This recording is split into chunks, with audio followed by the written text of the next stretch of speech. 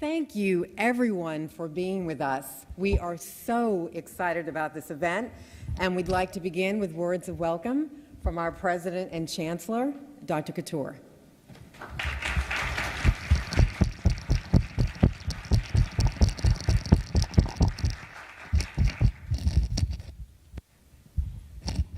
Well, good afternoon, everyone.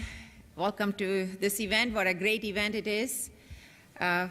This is organized, I know, by units, but with also political science, and I want you all to know that my tenure is in political science department. I want to take credit for that. It's nice to see all of you here. We also have our Senator Rodney Ellis here. In his district, we are here, so please give him a very, very big...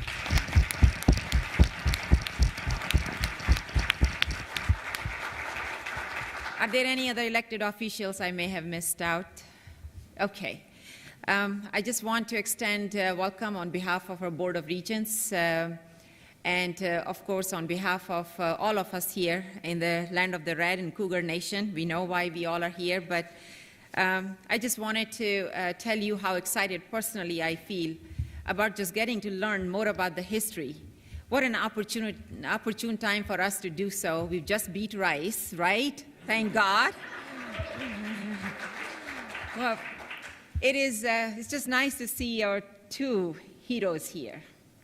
Both of you in different ways, one in sports, one in activism here on campus. You both broke barriers.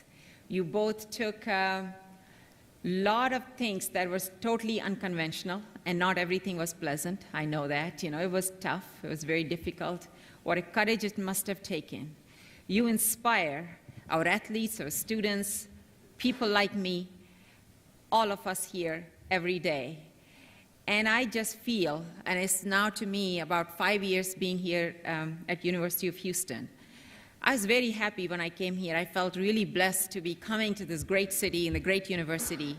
And I truly feel so blessed now and so honored to be here because what an incredible history we have had.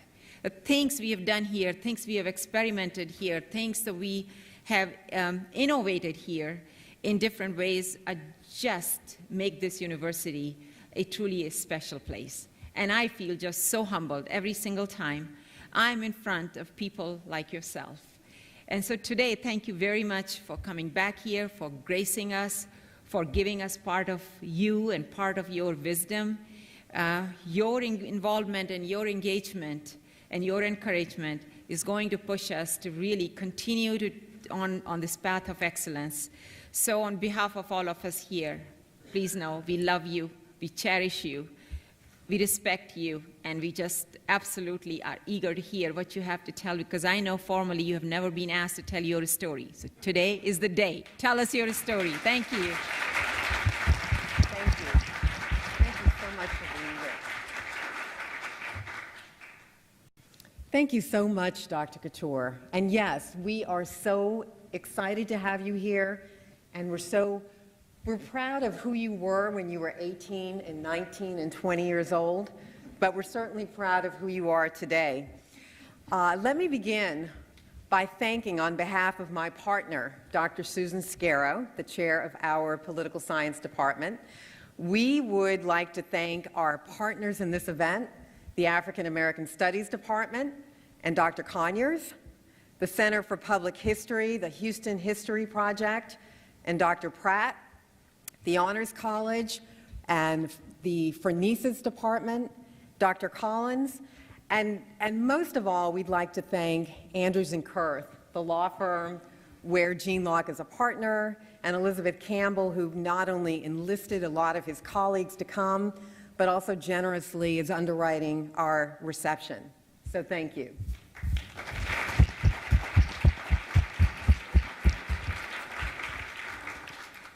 One of the reasons that we wanted to do this event is because at the very heart of who we are at this university, we are teachers.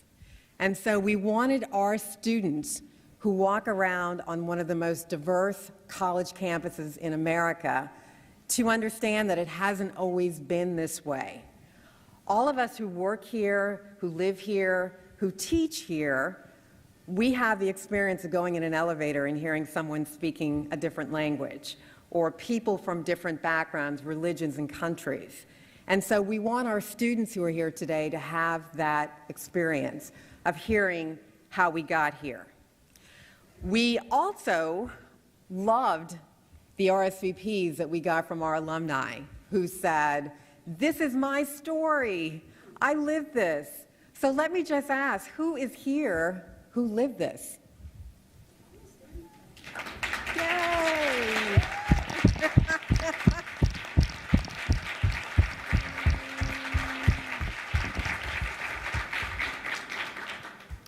That is very exciting. And lastly, I want to say to the children of Don Chaney and Jean Locke, you have probably been rolling your eyes for years hearing about these stories about the olden days, but I hope that today that you understand that your dads did something really brave and really hard simply by deciding this is where they were going to come to school. And for those of us who did not live that, it is really hard to understand the risk involved in simply deciding to be a student here. So, to your families, we hope that this is also a great day. We are going to have a conversation. Let me just say, as Dr. Couture introduced both of you, Don, you left home from Baton Rouge to do something that your mother thought would make you a pioneer, something hard. And you decided to come here. And Jean, you were a student activist with the arrest record to prove it. A lawyer, a recent mayoral candidate, and someone who has managed to straddle the lines between respect in the business community and still down with the people. So let's begin our conversation.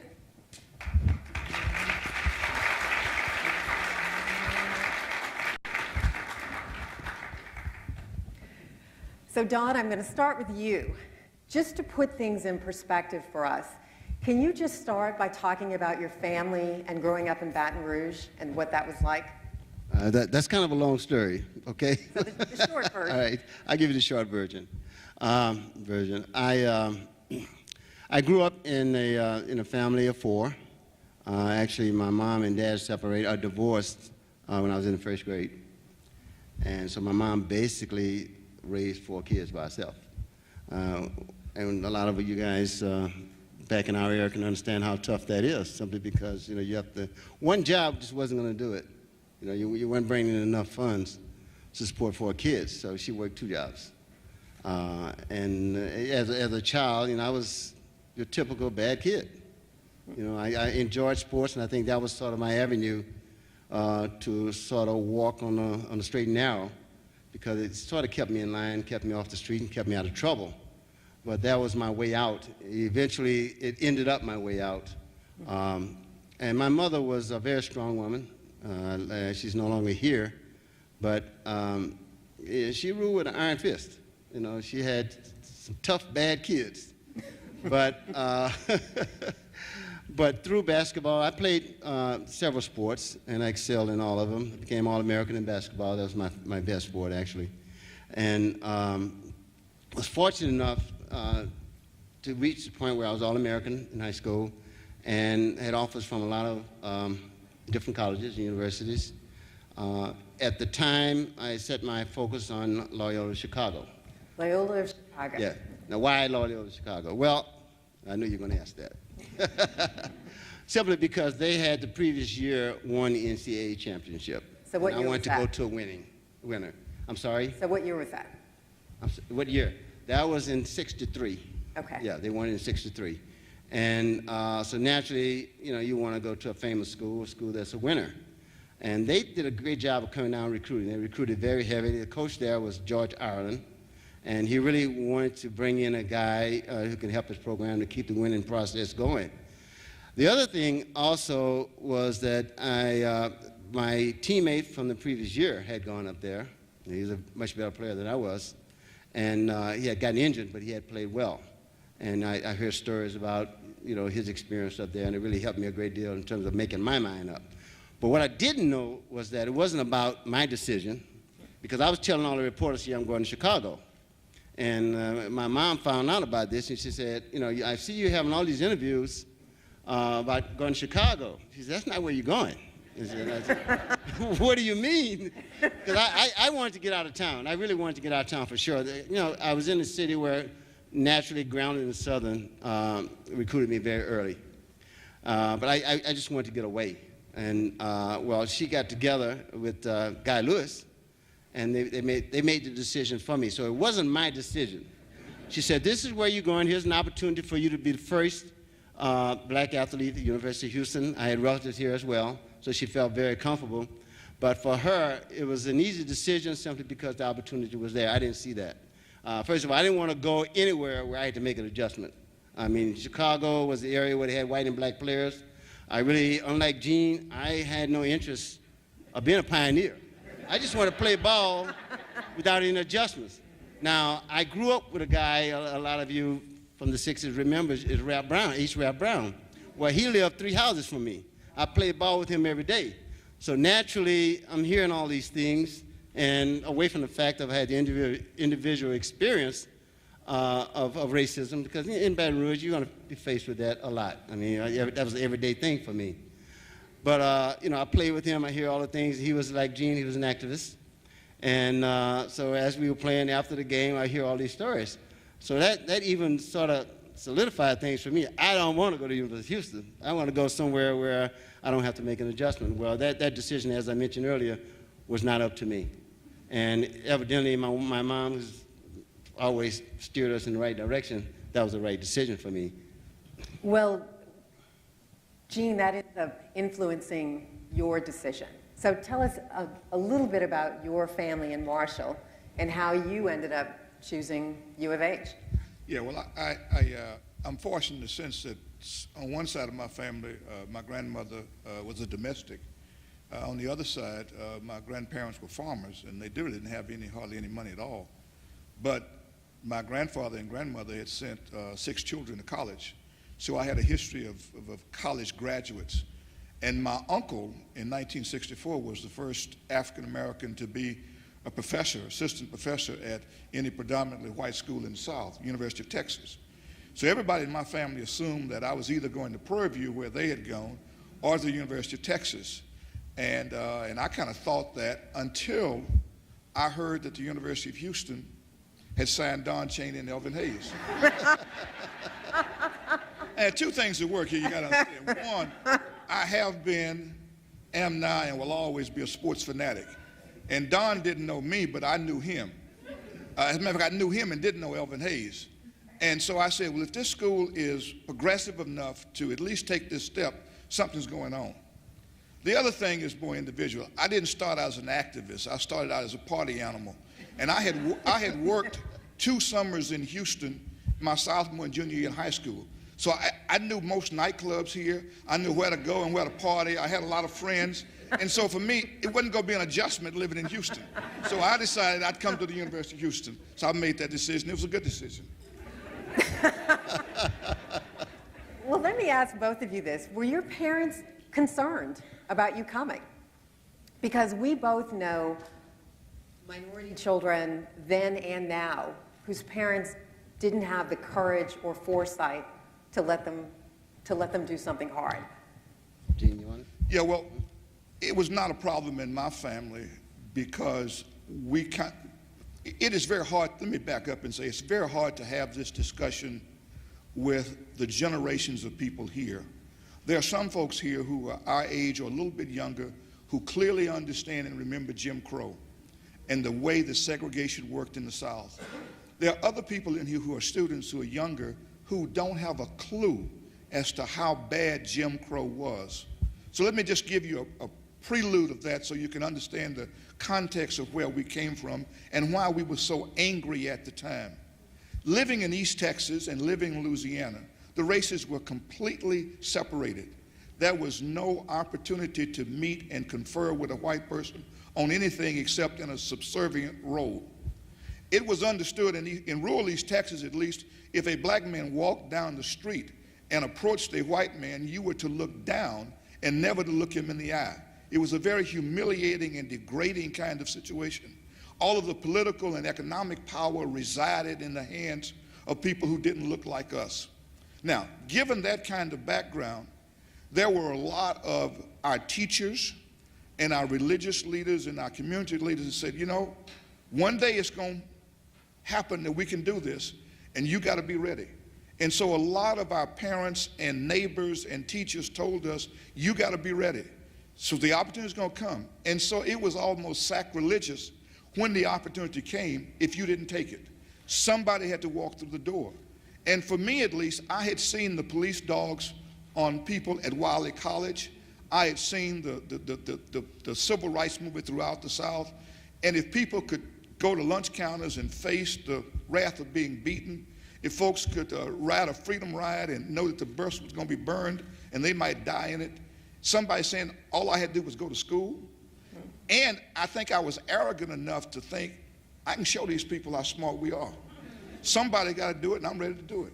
And so that was kind of an attitude that I had, and so I almost relished the opportunity to step forward. And I think my mother knew that once I set in my mind that I was going to do something, there was no sense in talking to me about doing anything else. She just said, have at it.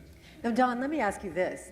Help us to understand why it was such a big deal to integrate college athletics. Why is that a big deal? Because today, it isn't. It's really interesting. And my story is a little different from Jean's in that my mom had the vision, I didn't have it.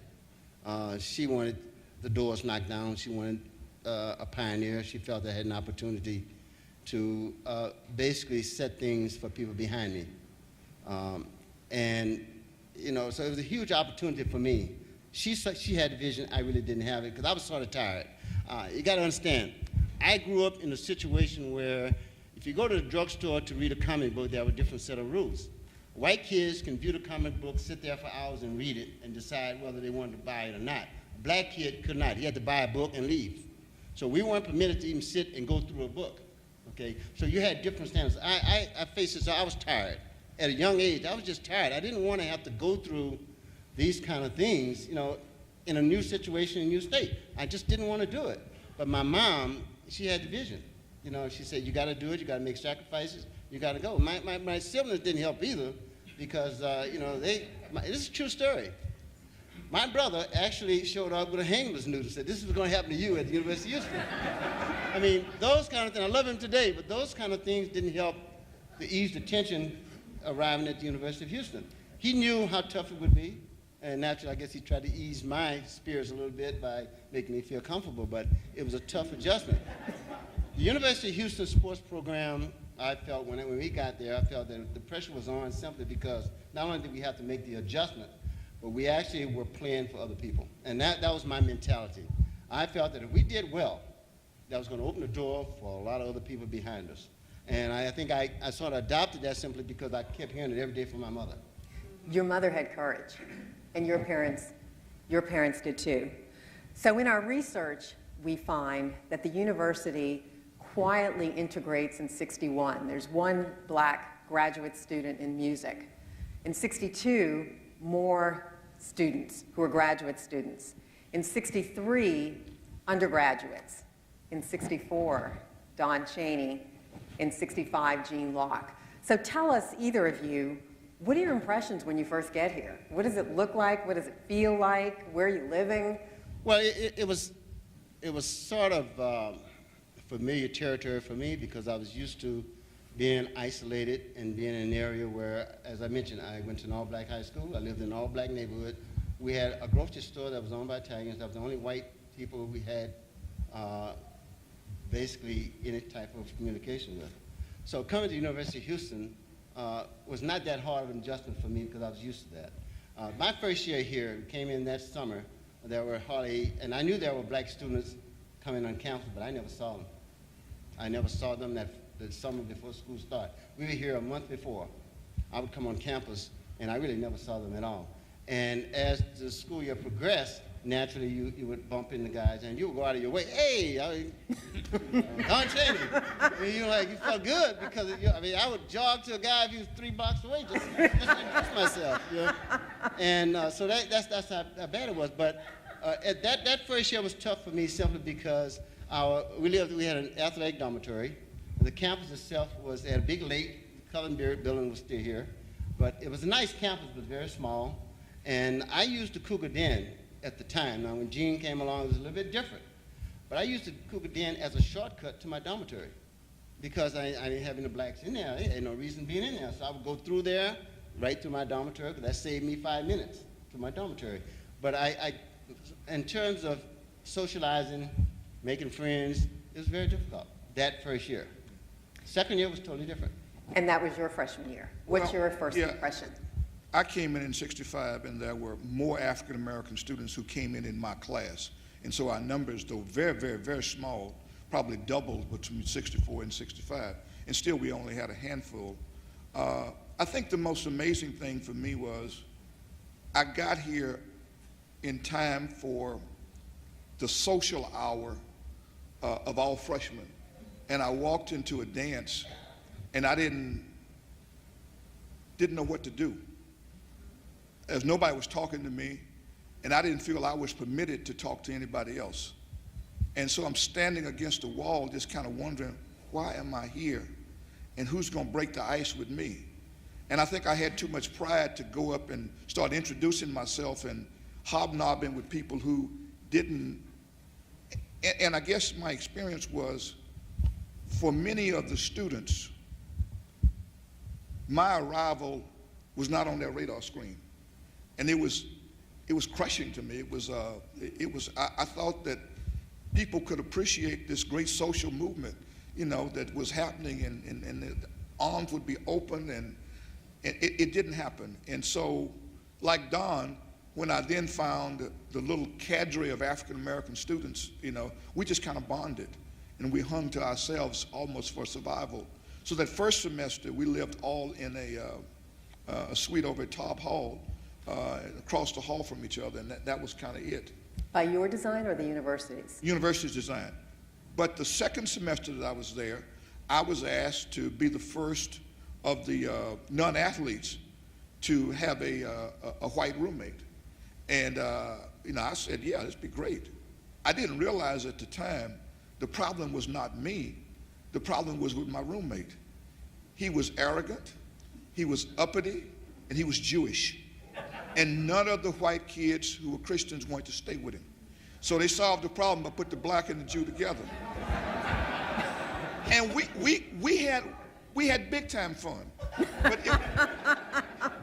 And so then the next year, still at the dorm, they asked me to be I don't know what they call it now, but it was basically the resident student there who would run the halls. And that's kind of what I did. And a part of my responsibility was to meet incoming students who were considering the University of Houston and show them the dormitory, and then, I didn't realize it, take their parents to dinner. And so the first crisis that I had was the university sent me to a restaurant with white parents to entertain them at a place where I was not accepted. Wow. And it just started to sour my taste. And so this great love that I had for the university when I first got here, that this was a great decision, started to quickly kind of change as I began to feel like, hey, there's something different about this experience. All I want to do is hear my music, study, and look at these girls. and I couldn't do any of that because I was all caught up in. And then one final thing, the roommate that I finally got was a guy then called Dwight Allen, Omawale Lathule. Is he here? Omawale came in with this radical nonsense about we got to change things, and he worked on me for a full semester. And it was only at the end of that semester, Don, that I really became the activist that I was. Well, we're going to get to that in a moment. Okay. Tell us about your roommate and that experience. Okay. Well, being an athlete, they housed all the athletes in one building. It was on North McGregor. And you had the football players, tennis players, golf, all of them right there.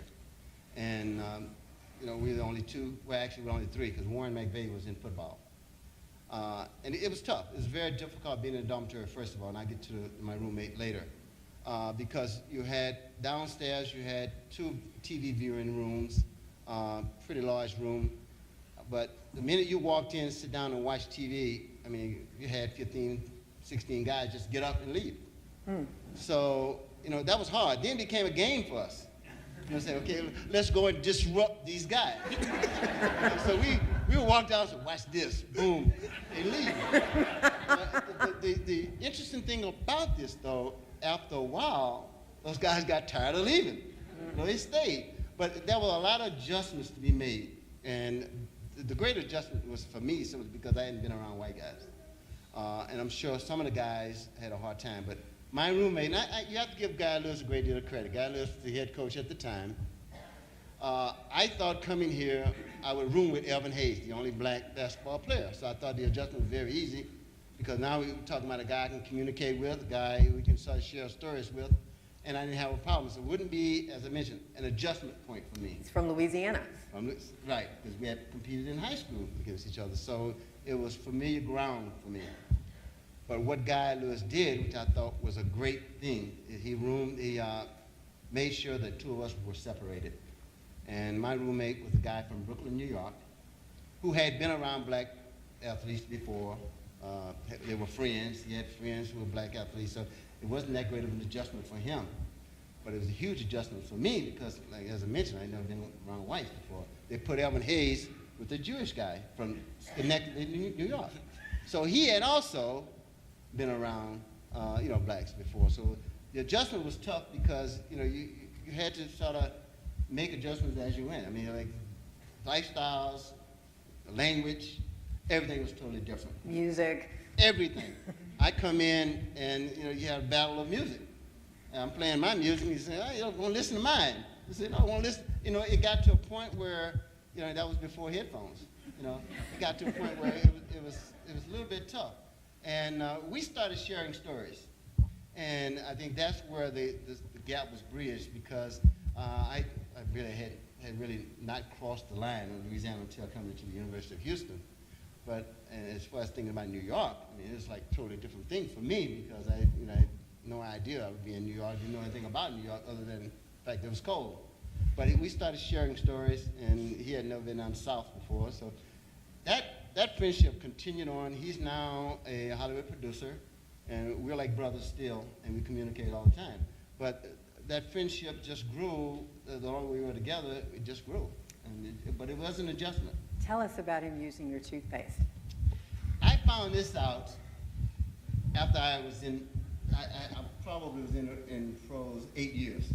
And I went out to California, and he was doing he wanted to do a movie, and we started sharing ideas, and we developed this script for a movie. And it's still somewhere, Paramount, somewhere on the shelf. But he mentioned to me that he would go through my wardrobe when I was in class and just look at my clothes and try them on and things like that.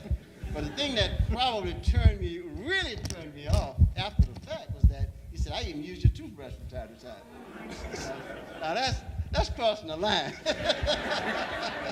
You're talking about sacrifices. That's a huge sacrifice. Didn't he tell you that he thought that your toothpaste had some particular power? It was all different. Well, everything was different with him. He just wanted to know, there was a mystique about black and whites, and whites always thought that was something about being black that was different. And so naturally he wanted to experience everything just to see, even wearing my shoes, things like that. He just felt that there was something that I'm doing or I'm using that propelled me to another level. So I guess he wanted to experience everything. But I was shocked when I heard that. He had as much to learn about Yes. you Right. as you did about him. Right. I'm going to come back to you in 1 second. Tell us what happened with your scholarship. You come as a freshman. Yeah, I was the valedictorian of my high school, an all-black school in Marshall, Texas. And at the time, the state of Texas had a provision that if you were a valedictorian of your class and you went to a state-supported school, your tuition was taken care of. You still had to pay your books and I think your fees, but your tuition was taken care of. And I didn't have a benefactor for going to school. I basically worked and borrowed money, and I put myself through school. So having that, I counted on that tuition as part of how I was going to get through that first semester. And I went to, I guess, I don't know if it was the admissions office or financial aid, wherever it was, and told the lady there, well, I'm here, and I was valedictorian of my school. And she looked at me with this look, well, is that a real school? And I don't know if we can do that. And this was the first battle I had with U of H, trying to get them to recognize that my school, which was required by law to be segregated because that was state law, was a school that had to produce a valedictorian. I was the valedictorian. You ought to pay for my tuition. And that was the first one. The second one that was devastating was I needed to work to go to school. And they had a jobs bulletin, or at least, I don't know where it was now, but you could go to this office and they would help students find jobs. And I said, this is great, I can get me a job. And I quickly realized there were some jobs they couldn't send me on. So I would see a number of the postings, but they were for the white students. So the first job I ended up taking was a job at Rainbow Bakery, which is down the road here, down on Cullen Street. And the job that I had was as a janitor there. And the reason I was eligible for that job was because all of the janitorial work was done by African Americans because they were in a segregated class. And so for me, it was a series of these little cuts that I received at the university, one after the other, that kind of robbed me of the kind of joy that I had when I came in. Don, you arrived with two other black athletes. Mm-hmm. So you said Warren McVeigh, right, who was on the football team, and Elvin Hayes, who joined you in the NBA. So how do fans react? So you're on the freshman team, and they called you the Kittens. You weren't the Cougars. Well, the interesting thing about, weren't grown up yet. Huh? The interesting thing about coming in as a freshman, and Elvin Hayes is sort of grew up in the same situation as I did. He came in from a smaller town, but we both had a lot to prove. And I guess you can say we had a chip on our shoulder because we knew that we were sort of put out there on the spot and that everybody was watching us. As freshmen, we just dominated every team we played. And the interesting thing about it, every year throughout the school's history, toward the end of the year, the freshman team played the varsity. And naturally, the varsity dominated the freshmen every year. Well, this is a different year. We killed them. Do you remember this? We killed them, and it was an adjustment simply because we had an adjustment to make anyway. They didn't like us because I think a lot of the athletes felt that we were there to take their jobs. So that didn't help our cause at all, simply because we had dominated and just totally destroyed those guys. And the most interesting thing about our freshman year is that the freshman team played prior to the varsity team. And people would be out the door, and Gene, you can probably attest to this, out the door lined up to see us play. After our game, they left. They came to see us play. We had a great team, and the biggest problem was the fact that I thought that was a pivotal game in that when the freshman team beat the varsity, things in the dormitory was not the same. It got worse. Yeah. It was very, very tense. And, you're talking about small adjustments. There were all kinds of adjustments. Naturally, we haven't said this, either one of us, but the N-word was a common thing back then. Guys would be around corners, here come the end, Look out, end's coming, stuff like that. And, it wasn't something for me that I hadn't heard before, but when you think you step into a class 1 university. These are your teammates. Exactly right, from your teammates, guys you're in the same dormitory with, it's a tough adjustment. So it was hell. I gotta say, it was hell. So as the Kittens, you were superstars, but then your sophomore year, now you're on the varsity and you lose the first 3 games. Well, see, what happened, because you're bringing in better athletes, you're bringing in black athletes, naturally the schedule changed. So we played higher caliber teams as well. Mm-hmm. The guy Lewis in the past had a great record, but he also sort of played teams that he knew he could beat. Well, being that we were on the map now, we played better schools, schools with better teams. So naturally, things got a little shaky from the start. And everybody thinking that it's like any other sports season. When you start off well, then you have high expectations. So as freshmen, we had super expectations, and our start wasn't so great the following year. So naturally, everybody started doubting. But how do fans react? Because the whole point of integrating is to win. Right, it's all about winning. And, naturally, from a fan's perspective, they say we brought in 2 black players. We're going to get to the NCAA, we're going to do this, we're going to do that, we're going to dominate. When that's not happening, everybody's saying, well, why don't we just go back to the all-white players? We don't need any black players here. We don't need to integrate. And that was the mentality of a lot of schools down south. You had a lot of old school coaches who did not want to bring in black players because of a lot of reasons. They weren't disciplined enough. They thought that white players as a whole were just better players. And once the ball started rolling where the black players on different teams, especially down here in the University of Houston, we started getting success, then that produced a little pressure on the other schools to bring in more black players. So in a sense, we are in our own way, other than Gene, his path was a little different. We were actually setting a trend, for things to come with black players coming into schools.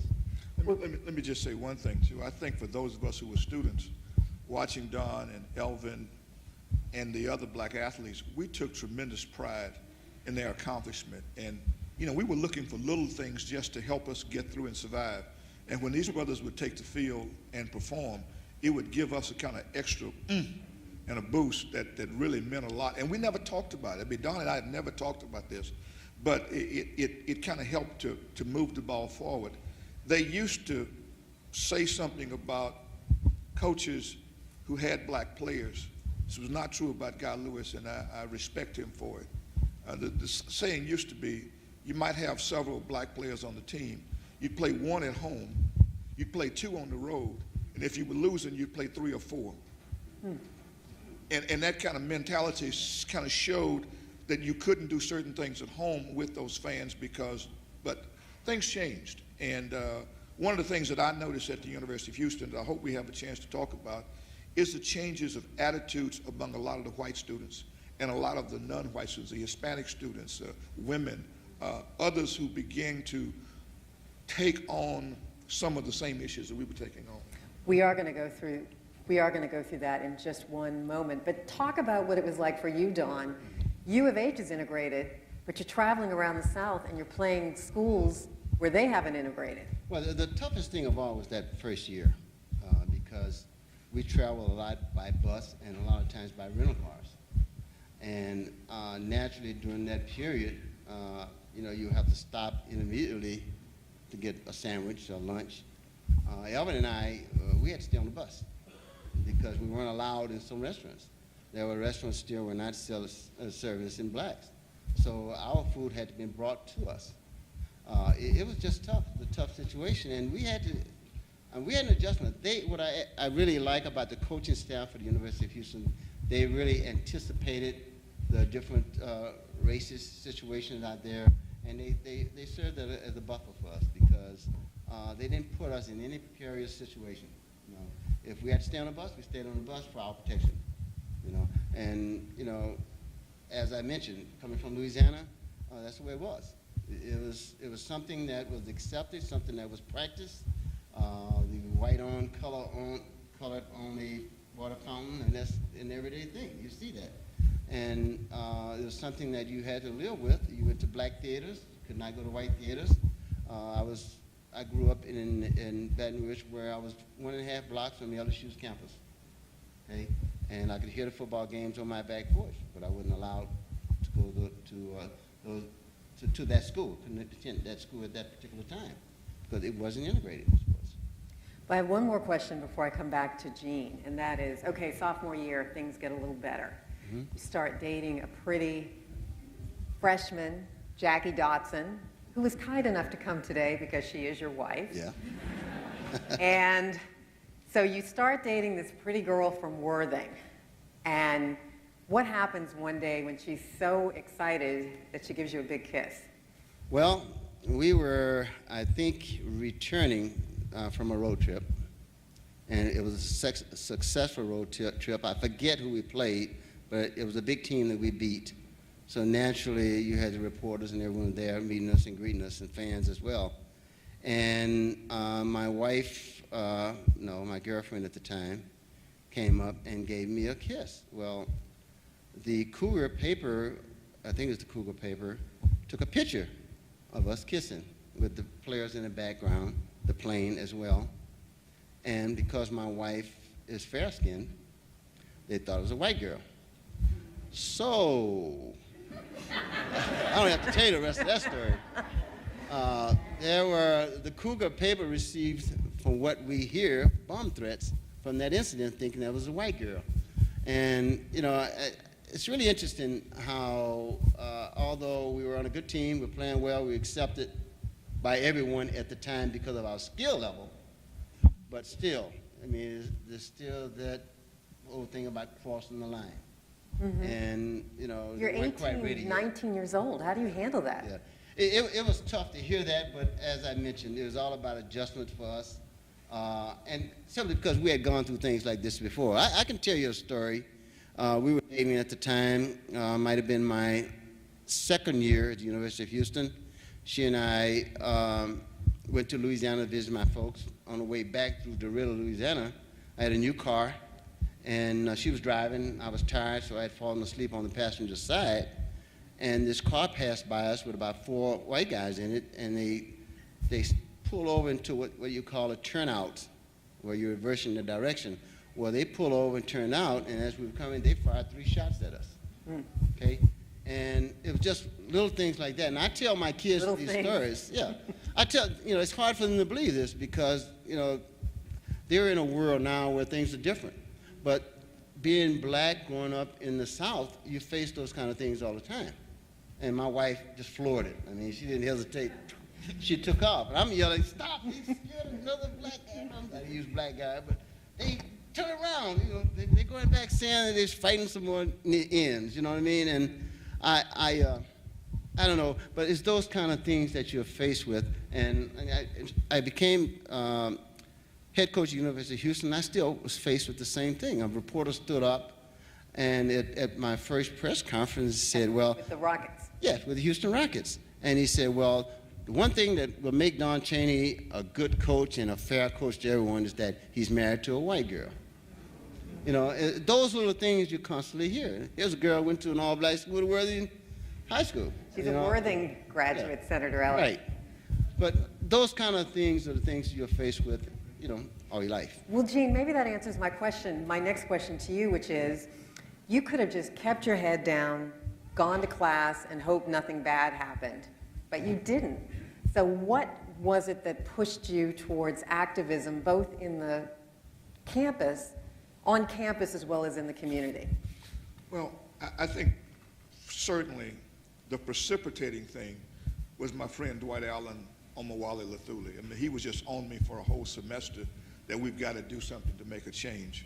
And so I give him a lot of credit for moving me from where I was to what I became. But I think the larger context was, we were in the middle of the 1960s. The world is changing. And those of us who were college students had some appreciation for the fact that we were uniquely positioned to help change the world. Internationally, colonialism was breaking down or had broken down. People were struggling against what was then called American imperialism. At home, women were fighting for rights. Gays were fighting for rights. Hispanics were flexing their muscles, wanting to be recognized as a force. And the civil rights movement was in the forefront of all of that. And so if every day you hear of people putting their lives on the line to make a difference, and they are college students, it makes you ask the question, well, you're sitting here at the University of Houston very comfortable. You know there are problems here.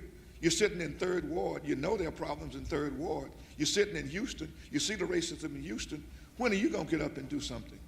And so it was almost that, but when you put those two things together, somehow we connected with students at Texas Southern University and formed a kind of a group of folks. And then we found out, you know, there are black students at the University of Texas who are complaining and, you know, they're going to do something down there. Let's go down there and join them and raise some hell down there. And all of a sudden it became the cause for your being in school. And this was just as much for us. I mean, we didn't belong to sororities and fraternities. You know, we weren't a part of student government. So how do you take this group of black students who had been overachievers in their all-black schools, who had been presidents of their student class, on student government, valedictorian in your class, and how do you then give them some opportunity to show leadership skills? And the university is not giving it to us. We just simply carved it out for ourselves. And it happened to be the civil rights movement, a great cause. And we were at the right place at the right time. And, you know, I don't take any real credit for it. If history had been different, for those of you who are history students, if it had been different, it could have and should have happened in my mother's generation or before. Yes. Or before that. But it didn't. It was our generation. We took the step. There was nothing unique about us. It was just we were right place at the right time.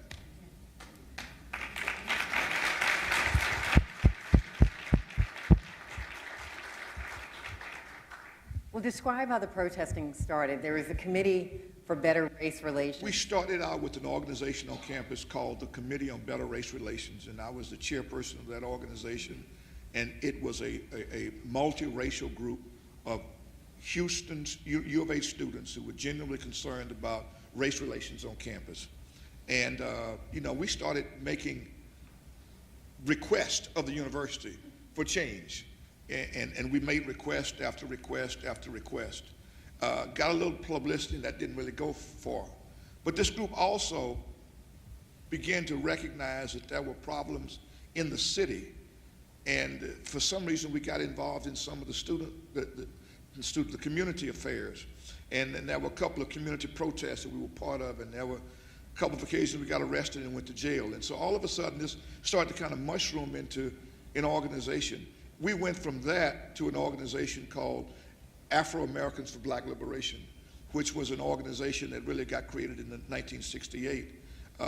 That was a more in-your-face organization for the university. I think after a year of kind of begging and talking and politicking and trying to get things done, we were an impatient group at a time when most people were impatient. And we were unapologetically impatient. And you know, we were going to make change. We got to make it right now. We can't wait. And that organization had the good fortune and the common sense to recognize that there were other students who were not black at this school who were just as concerned about the same issues. And if we worked with them, we could do all kinds of things. And so one of the first things that we did was to get Lynn Yusan elected as homecoming queen here in 1968. And it was a miraculous thing that an African-American woman would even be entered at that time into a discussion about being homecoming queen. Well, we didn't think she was going to win. We just wanted to see. Really, when we recruited Lynn, we didn't ever think she'd win. The deal was, how do we use this as a campaign to further work with other groups in a political sense? So this is just a vehicle to get to something different. And we realized that there were a group of non-black students who were tired of the fraternities and sororities running everything, and then there were some international students who had never been heard. There were gay students who had never been heard. So all of a sudden, we had this coalition of folks, and we got Lynn elected. And at that point, it was almost like, hey, we're here. We can do some damage here. Let's get it on.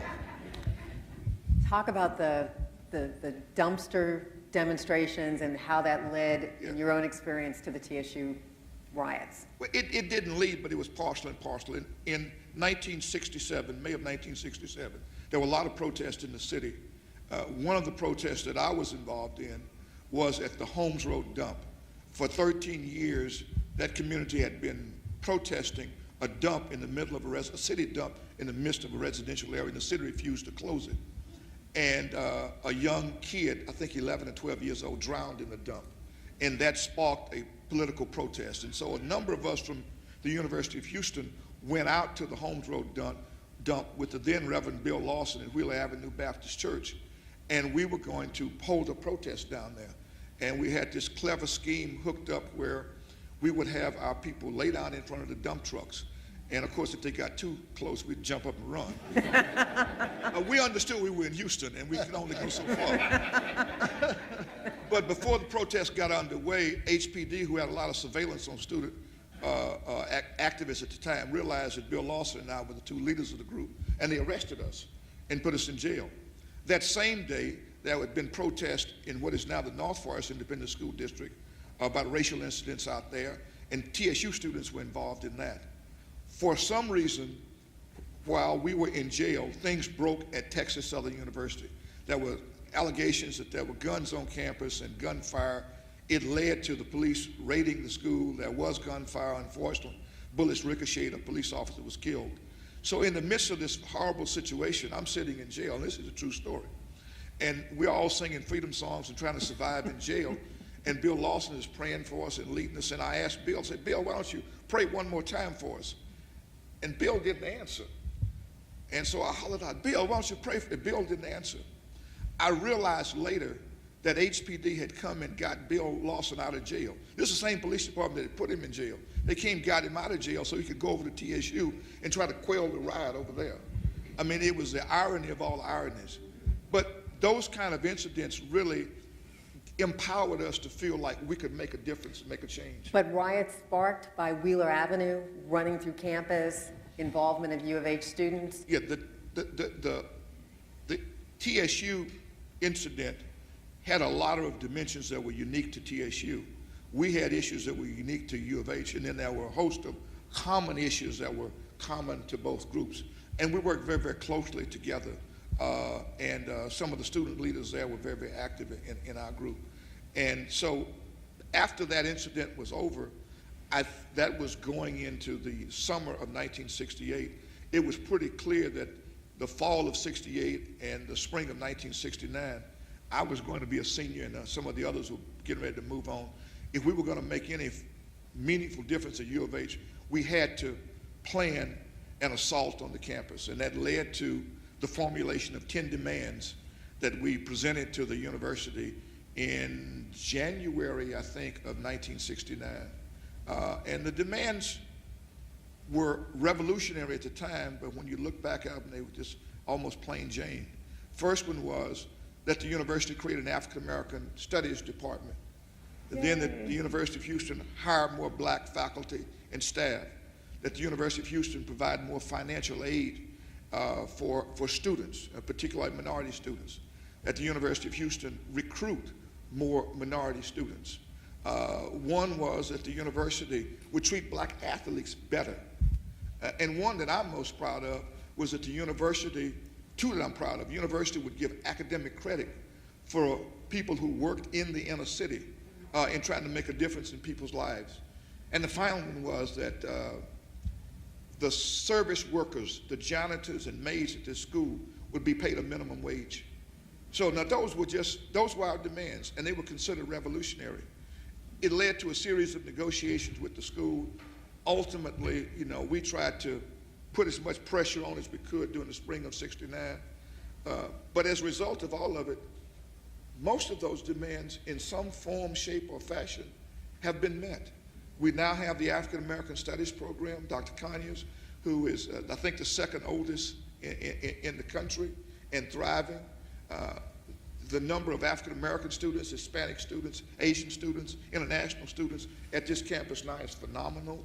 The student aid is certainly better than financial aid is much better than it was. There's more black faculty and staff and minority faculty and staff. And so in some ways, we can take pride in all of that.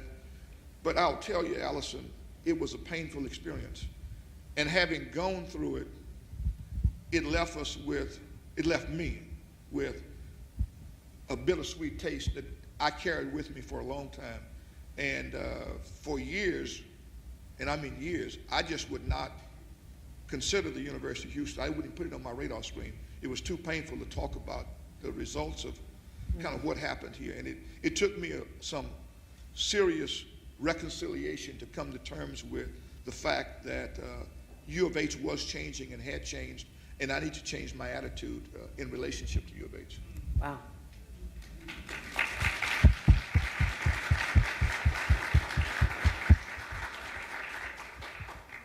Well, Don, coming back to you, now you're a junior. So tell us what's happening with the team.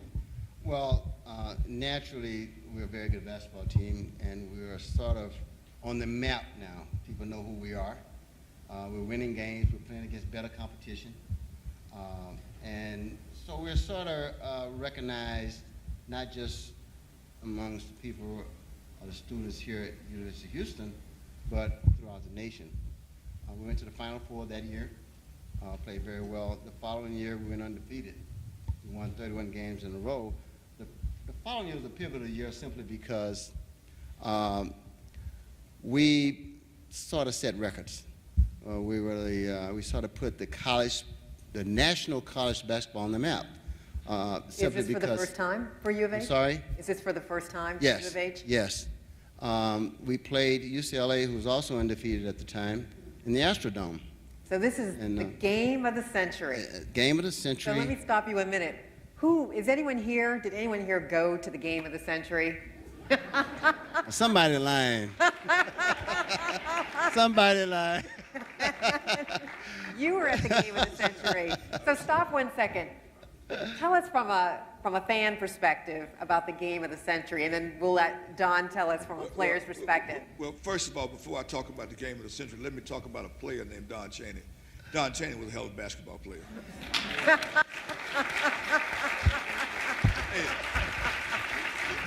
If you're putting a team together, you got to have some rebounders, some scorers, you got to have floor general, and you got to have somebody just to kind of the glue of the team.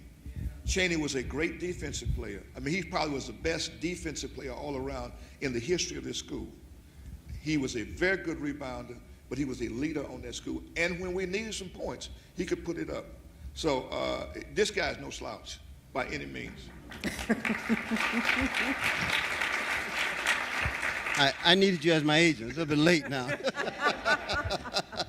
But that game was phenomenal because UCLA had been 2 or 3 years undefeated. Right. I can't remember exactly, but they had this phenomenal record. They had not lost a game. Remind us who was on that UCLA team.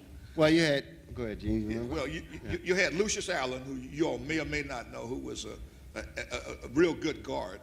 But the man in the middle that everybody talked about was then called Lou Alcindor, later known as Kareem Abdul-Jabbar.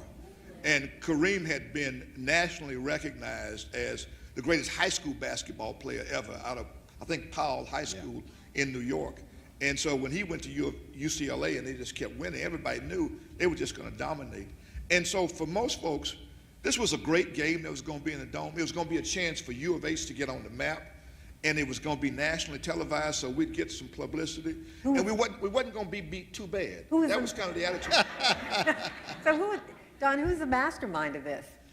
Well, Guy Lewis was part of it. There were several people who were, of course, UCLA's coach John Wooden, but there were other people involved in putting this thing together. And is it also exciting because the Astrodome is fairly new at the time? Astrodome was fairly new, the biggest thing around in terms of arenas. And at the time, there was no national televised college basketball games, just to give you an idea of how unique that was. So this particular game put the basketball at the college level on the map. So what they did, they really built it up great. It was a great deal to where they really promoted it very well. It was the first national televised, national radio announced college game, played in an arena for the first time with 52,500 people. That record stayed for a regular season for 25 years. Wow. Okay, just to give you an idea of how devastating it was. It was like unbelievable. No one has heard it in a place that was designed for baseball and football. Before we conclude this part, let's open it up to any questions. Can I do one thing first? Yes. There are members of the audience who were at U of H when I was here, and I think you asked them to stand. Can I get them to do that again? Absolutely. Those who were at the University of Houston when I was there. Wow.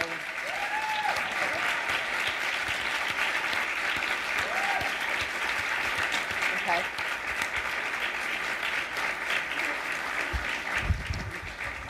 So here, Susan, right down here. Here's your first question.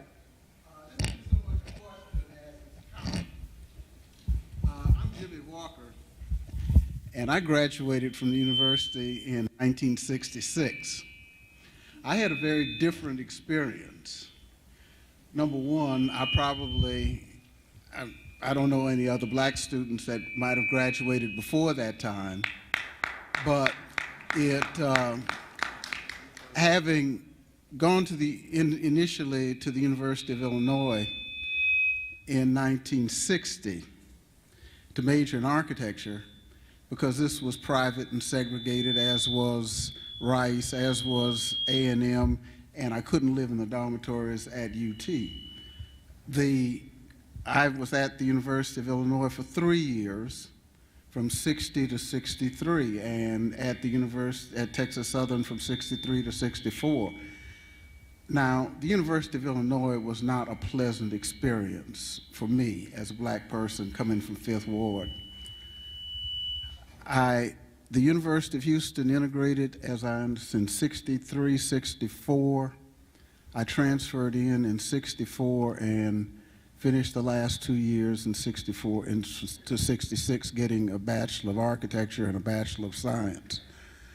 My experience was, of course, now, mine might have been very different from Gene's. Nobody knew I was here.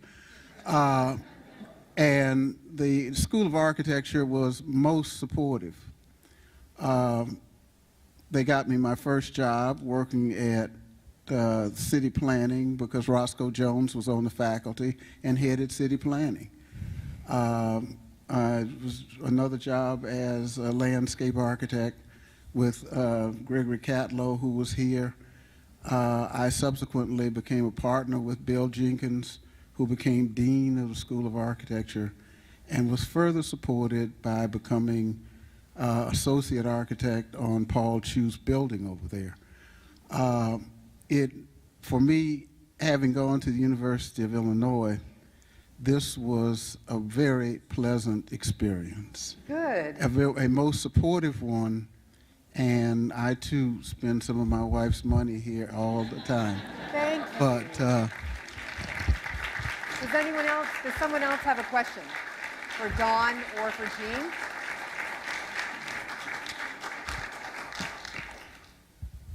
Hi, I wanted to ask about Theodis Lee. When did he join you? Was it 1 year after you all came? He came the second year. Okay, he was a great ball player. I'm sorry? He was a great ball player. Yes, he was.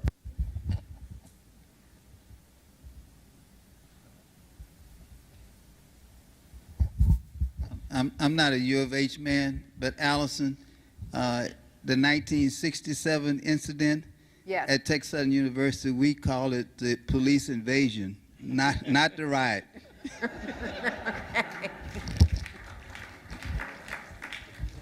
I did want to ask one question in terms of, Gene, while you were here on campus, you were just a student. Don, you were a celebrity. What's the difference, Gene, in just walking around as a regular student as opposed to being the basketball superstar? What was the main thing? Well, I never knew how it felt to be the superstar on campus. So it's hard to compare.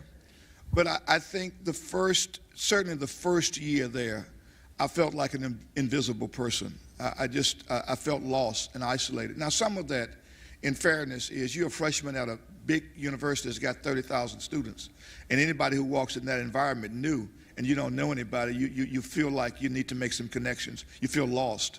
But some of it was attributable to race and the fact that the races were not comfortable interacting with each other, and so I felt restricted in what I could do.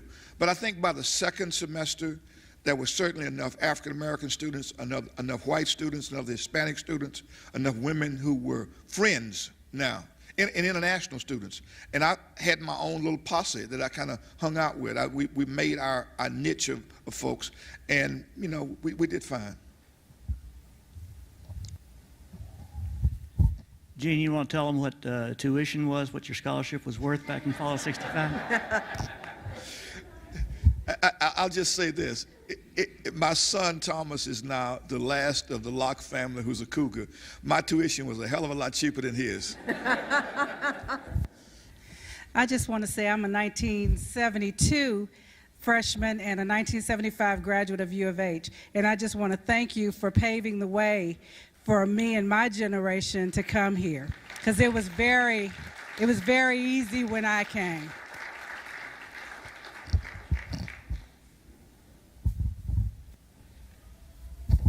Thank you, gentlemen, for sharing your stories. I'm a Rice student, graduated from Rice, and also there's an interesting history as Rice went through its integration period. What was the interaction between black students from Rice and black students for University of Houston? Was there any interaction? Because I know when I came through during the 80s and 90s, we spent a lot of time at TSU and at University of Houston. Well, there was limited opportunity to interact with black students at Rice because there were limited black students at Rice. There was Charles Freeman, and there was Charles Freeman. Wow. And that was it. And then he left. And then he left and went to TSU. But you know, what I did not say in the interest of time, but it's really, you know, people have to have some socialization, and you find that in some form, shape, or fashion. The truth of the matter is a lot of us in 1965 and 66 who didn't feel that we had a home here with the network at U of H, we'd haul over to TSU and hang out at TSU, and we'd make lots of friends over there, and that became a kind of a place for us. And students at Rice did the same thing. And Don, that was true for you? Yes, yes. And at the time, you can drive straight through TSU's campus, which is a great thing because cruising time is fantastic. To Mayor Locke, to Gene Locke.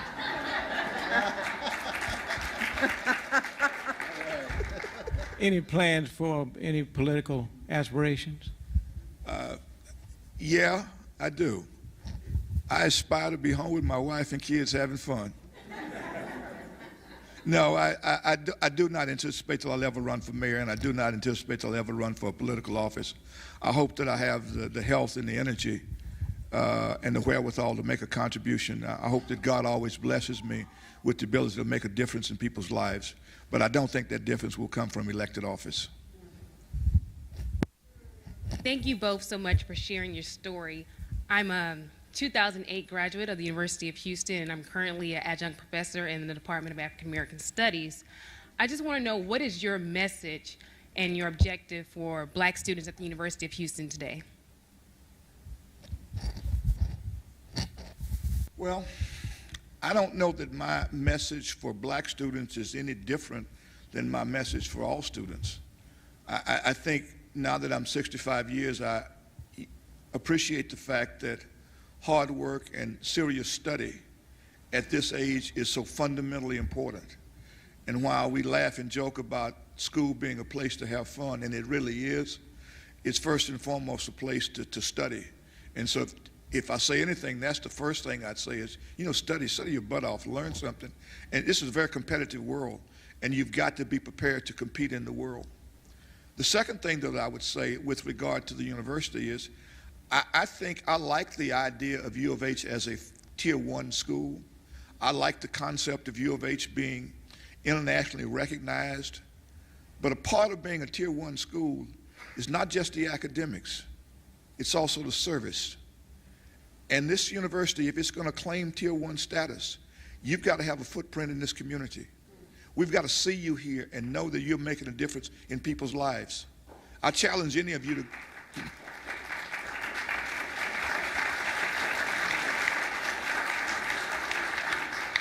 You're at the age when, you know, you have no economic deterrent, you still can be ideologically pure, and you can be intellectually challenged. Go out and try to make a difference in somebody's life. Thank you.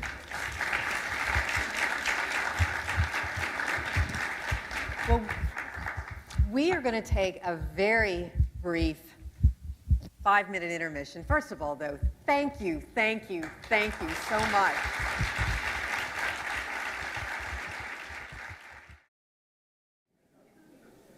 My name is Susan Scarrow. I'm the chair of the Department of Political Science, and I've been having great fun working on this event with Allison Leland and Sue Collins and many others over the past 6 months. I'm pleased to welcome everyone to this program. It's a great day. We've had a great first half discussion, and I think everybody's learned a lot and I know I've been moved by it. Before I introduce our keynote speaker, standing off to the side, let me just acknowledge a few other people who have helped with this event. On campus today, we had students from the Political Science Honors Society, Pi Sigma Alpha. Don't know who's here who helped. Could you stand? And our Phronesis students who helped. Thank you. I want to thank Attica Locke for many things, but among other things, she donated books kindly for our students so they could read Blackwater Rising ahead of this event. And her mother, Shara Aguirre, drove over the boxes, which was great. It's been a whole family has been involved in this event. And again, I would also like to thank Anders and Kurth for underwriting our reception, which will provide more time afterwards for all the hugging and talking and photos that have been going on.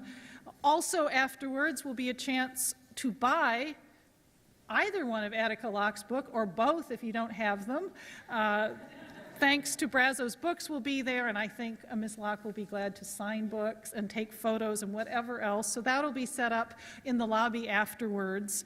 And finally, one last housekeeping business. If you need a parking voucher, if you're in the Welcome Center garage, just as you go outside the door to your left, there's a table there and someone can help you with that.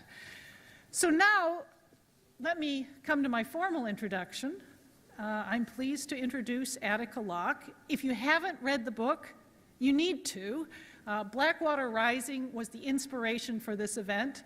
If you haven't read her second book, well, it just came out, so you have an excuse for not having read it yet, but after this day you won't have an excuse because you'll be able to pick it up in the back of the lobby.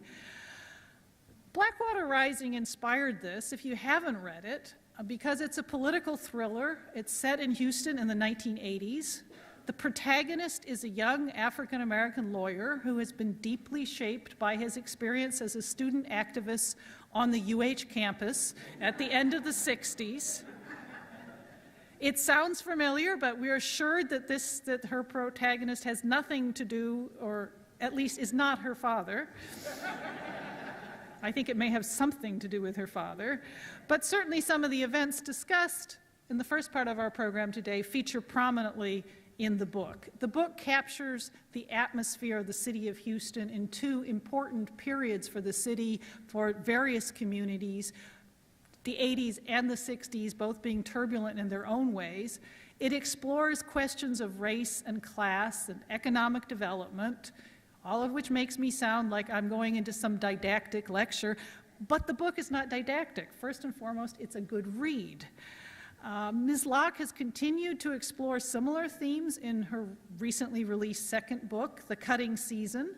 I saw it got one of the reviews of the books in the Financial Times, this pink paper, published this past Saturday. The reviewer concludes by saying, although The Cutting Season succeeds as a thriller, above all, it is a well-crafted warning about the damage wrought, generational, social, romantic, when the past is distorted or denied.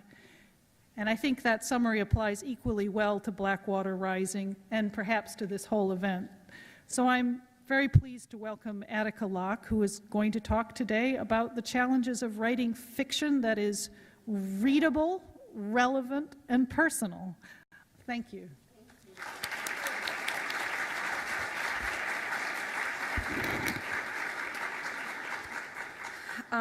I have to start by expressing my tremendous gratitude to the university for inviting me, and to my parents, Shara and Jean, and to the other alums that were here. I mean, you say that Blackwater Rising was the impetus for this, but there would be no Blackwater Rising if there wasn't that kind of really rich history.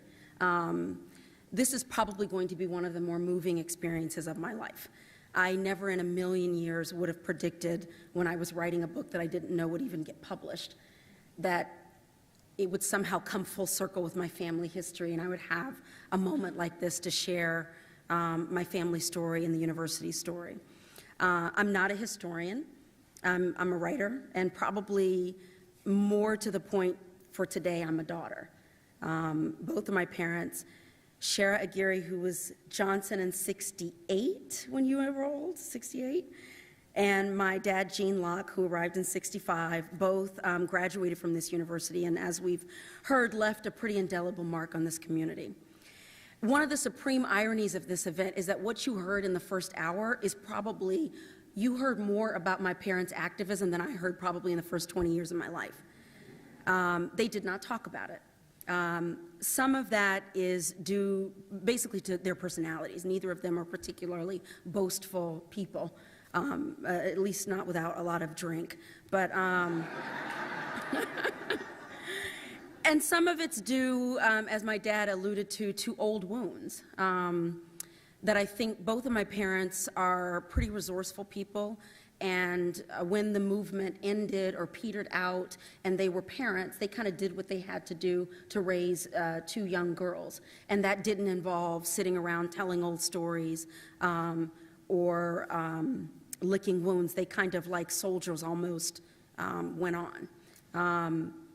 And some of it has to do, some of why they didn't talk about their background, I think has to do with the fact that by the time I was born, the whole country had made a big shift and had left behind some of the idealism of the late 60s and early 70s. So I was born in 1974, and you're talking about a country at that time that was at the beginning of that shift away from looking at politics and community activism as the way forward, and instead heading towards a kind of over-engagement and investment in economic prosperity as the answer, as the only path to the American dream, which kind of rolled us into the Reagan 80s.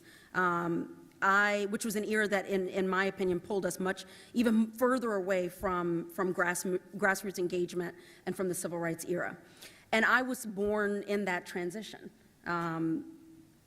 As a writer, I tend to over and over be drawn to times of transition in our country. And this is how I kind of found my way to Blackwater Rising, to this character named Jay Porter, who is a U of H alum, who was this activist in the late 60s and early 70s, and we meet him in 1981 in Houston. It's the dawn of the Reagan era. Houston is in the midst of a kind of heady oil-rich, what do I want to say? Folks were just drunk with it. And it was an interesting time, an exciting time. Houston had its first woman mayor. So I just thought 81 was just like this fascinating time period in which to set this former campus activist who has buried a lot of his psychological wounds and is trying to build a law practice. It is not a secret that Jay is a sketch of my dad. Both of them were activists. Both of them were on trial in 1970. Although that I know of, Dad, I don't think you were on trial for a conspiracy to commit murder. I jazzed it up for the book, unless there's something I don't know about. But, and both my dad and Jay Porter went on to become lawyers. And that's kind of the extent of it. I mean, the rest of it I began to flesh out and make up in my own way. So here's what I want to say about this book. The book that I wrote is better than the book I intended to write. I thought that I could just take a character with that background and plop him in a murder mystery, and it would just kind of all write itself, and it would be this really slick thriller. But once I started getting into the writing of it, it took me a minute to realize that I was actually trying to say something larger. In the story, I will never forget the moment when I was writing this book. So I was a professional screenwriter for years, and got really disillusioned with it and made this decision I was going to write a book. And I borrowed money on my house, and this was in 2005 when people were still doing, you could still do that. And so I did that because people were going to Hawaii. So I was like, well, I'm going to write a book. So I took this year off, and I set a very clear path for myself, and I thought I knew the book that I was writing, and I got right to a scene that I had to write where Jay Porter, and I know some of you haven't read it, but the parallel character to Kathy Whitmire, which is not really, because she's nothing like Kathy Whitmire, except she's a woman and has really bad hair. But sorry, Kathy, but I mean, it was 1981. We had a long way to go. So I had to write a scene where Jay has to go ask this woman, Cynthia Maddox, who is currently the mayor, who they have a history together on this campus as activists. And he has to go ask her a favor. And as a writer, I thought, well, I can't really write that scene unless I actually know what was their history. Why is it a big deal for him to go? I just had an instinct that it was hard for him to ask for her help, but I didn't know why. So I had to write something to get myself there. And so I wrote what I thought was just going to be an exercise that ended up being chapter 10 in the book. And I got really scared when I wrote it because it was not what I said I was writing. I was just going to write this thriller. I was just going to do John Grisham light. And then all of a sudden, this really big, powerful chapter set in 1968 came out, and I got really frightened that I was getting lost. I was a first-time novelist, and I thought, no, you got to stay on this one path. But then it started to occur to me that that was actually my book, that I was actually trying to fill in gaps that my parents had not done for me, not because they were ashamed or were trying to hold anything from me. They were simply busy trying to raise me. And I think I began to realize that in trying to tell Jay's history, I was actually also trying to understand the people who raised me and trying to understand what would it have been like to be involved in all of this heady political engagement when you're like 19.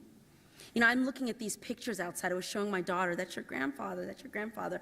And when I was her age and I saw those photos, I thought, oh my God, they were heroes. It is now, moving on 40, that I look at those same photos and say, no, they were children. They were absolutely children doing this really incredible stuff. And then it all kind of ended, and then they started like their middle class path to the American dream. And I was just kind of fascinated with the whole thing. And so that's where this book came about. And the book does have a lot of thrills, but it is absolutely meant to chronicle and shine a light on, and almost like a love letter to a generation who did work that allows me to stand here and a lot of you guys to be at the school today. And so my plan is some of the things that my dad and Mr. Cheney were talking about. There are scenes that I'm going to read that kind of describe some of it. Now, we can talk after with a Q&A. I might make Jean come up here about what part I made up and what part is real. My dad, I'm going to read a couple of passages from the book, but my dad was a really good sport about the whole thing. I think to some degree he knew what I was doing, but to some degree he didn't. But he answered all of my questions and didn't give me a hard time about any of it. So I really appreciate that. So I'm going to read some of the portion. I'm going to move this so I don't hit it.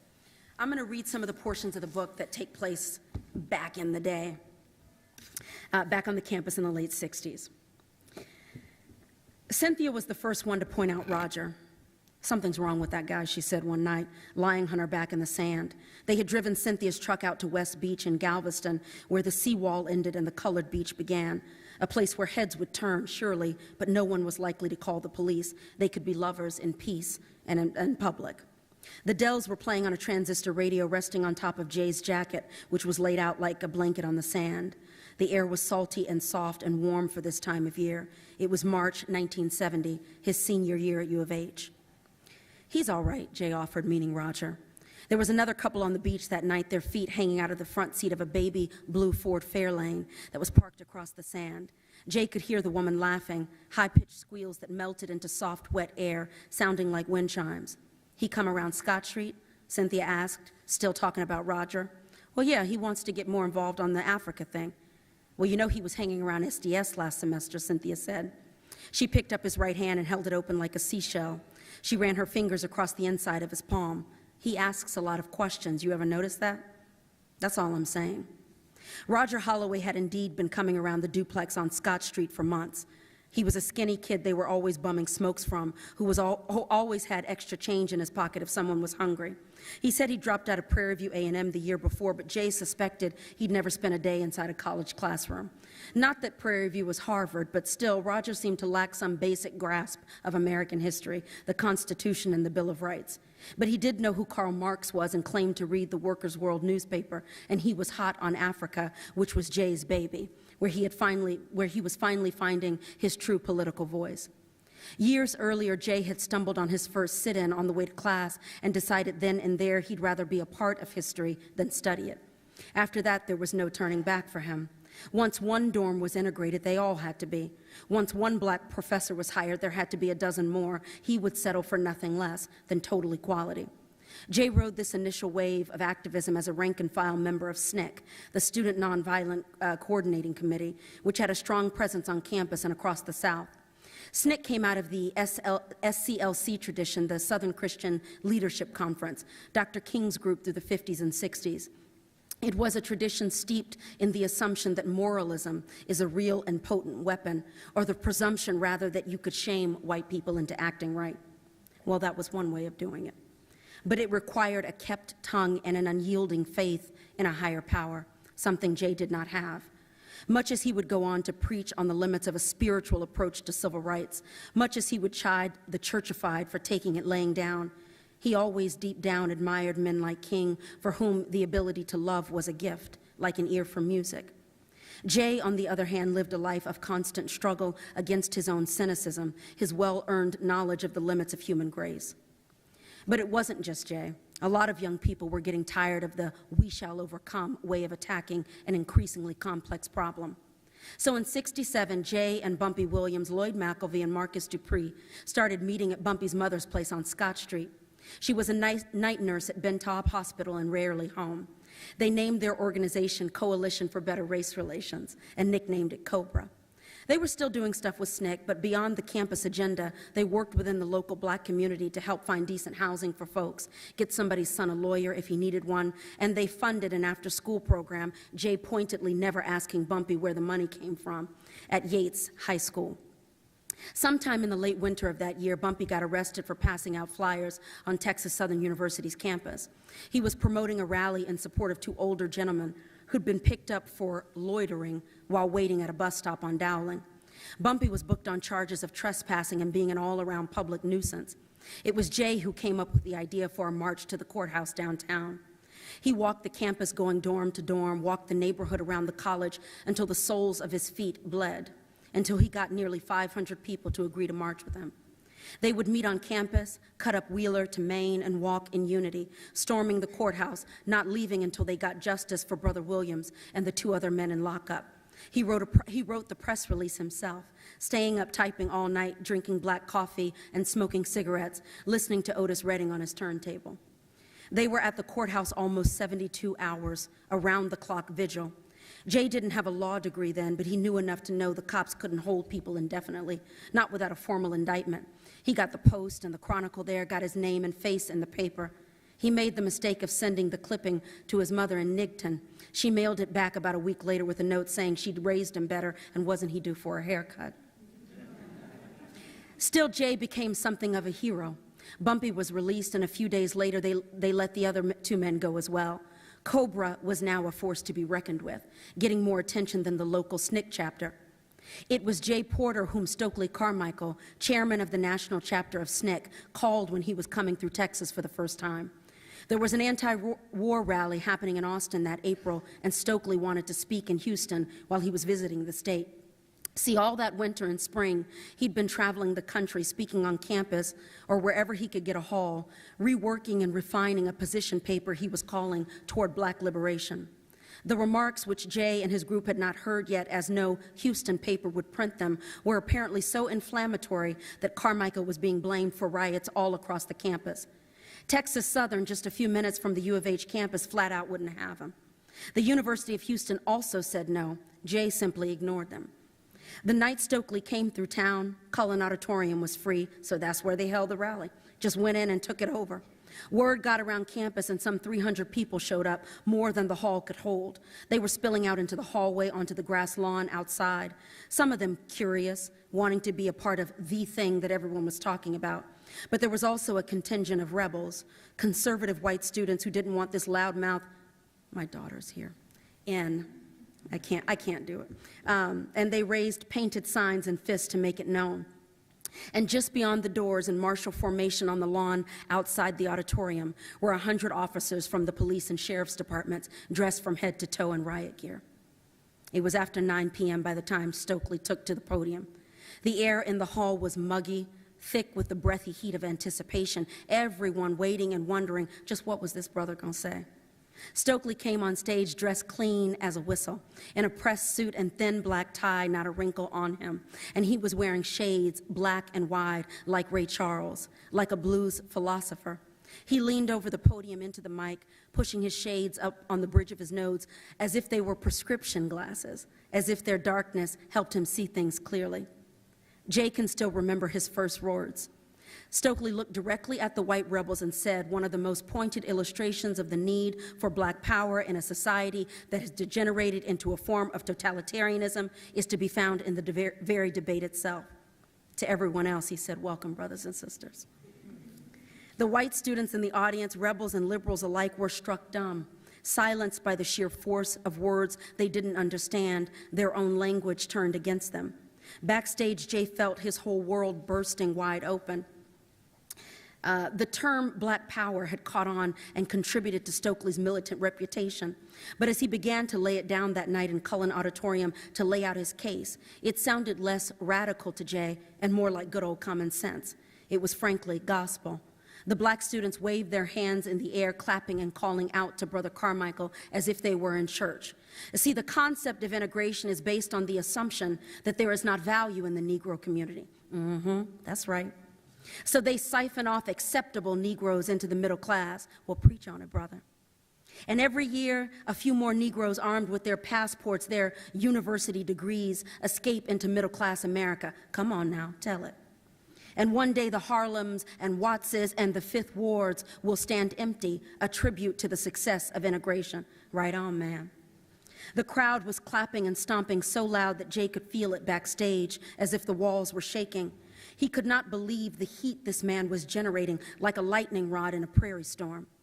So what's your preaching, man? One of the white students down front asked, a cat dressed in cords and a denim patch jacket. Well, isn't it just racism of a different color? Isn't black power inherently anti-white? Well, see, you're still putting yourself at the center of it, Jack. That's what you ain't getting yet. Black folks ain't talking about you or to you no more. He had to be escorted out of the black entrance that night, not because of rioting, but because so many people wanted to shake his hand, wanted a word with the brother. Jay had to shuttle him out of the rear of the auditorium to avoid a mob. He shoved Stokely into Lloyd McElvee's VW Bug, and the three of them rode on to Austin that night. That was the first night somebody put a gun in Jay's hand. The Klan had threatened publicly to meet Mr. Carmichael on Highway 71 that night, stopping the car before it got past Bastrop. They promised a good show for anyone man enough to come out and watch. Lloyd kept a little .22 pistol under the front seat. He handed the gun to Jay and appointed him lookout. Stokely talked the whole way on the road that night. His head leaned against the passenger side window, a coat turned around and tucked under his chin like a blanket.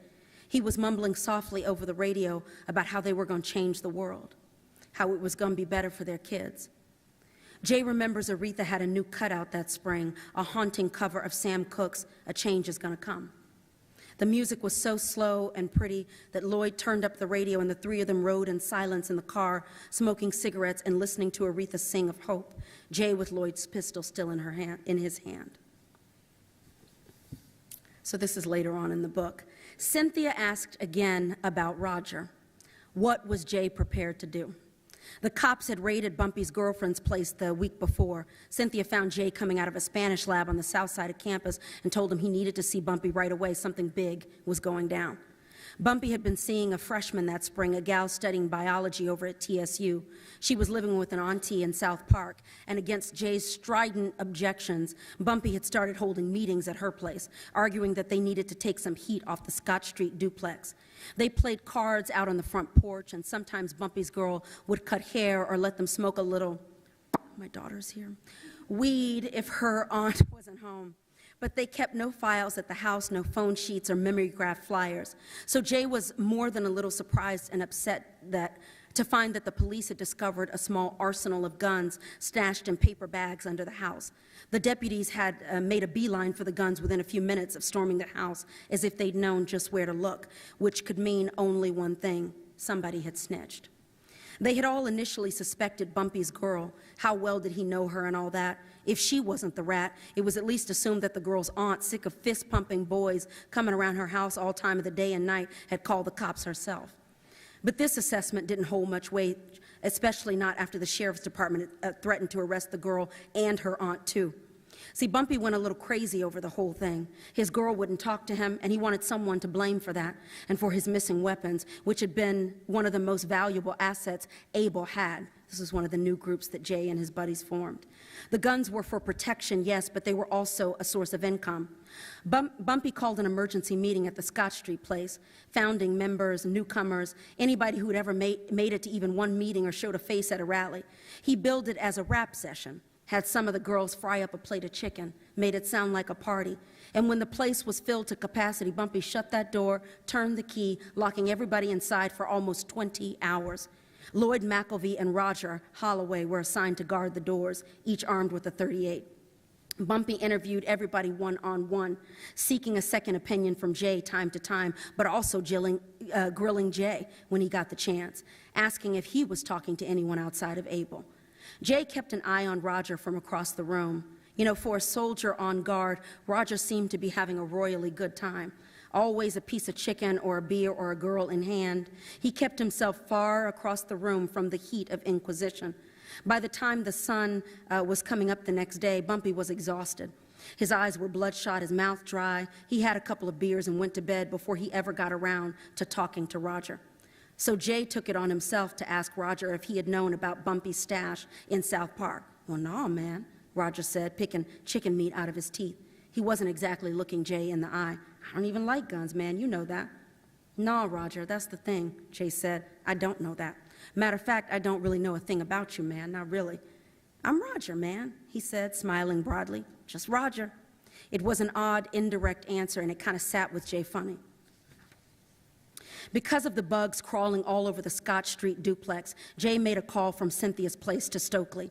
She was off campus by then in a one-room shotgun shack in the Bottoms and 3rd Ward. He needed a place where he could camp out for a while. It would take hours to track down Stokely, who was back in the country by then, reportedly on the West Coast. Jay needed a secure line where Stokely could call him back if Jay had to leave a message for him. Cynthia made a pot of coffee, rubbed his shoulders while he waited, and when the call came, she left him alone. Jay lit one cigarette after another and ran it down for Brother Carmichael. The cops, the guns, the raid. Maybe, baby, I'm just tripping out on the vibe down here. Tell me I'm just seeing things.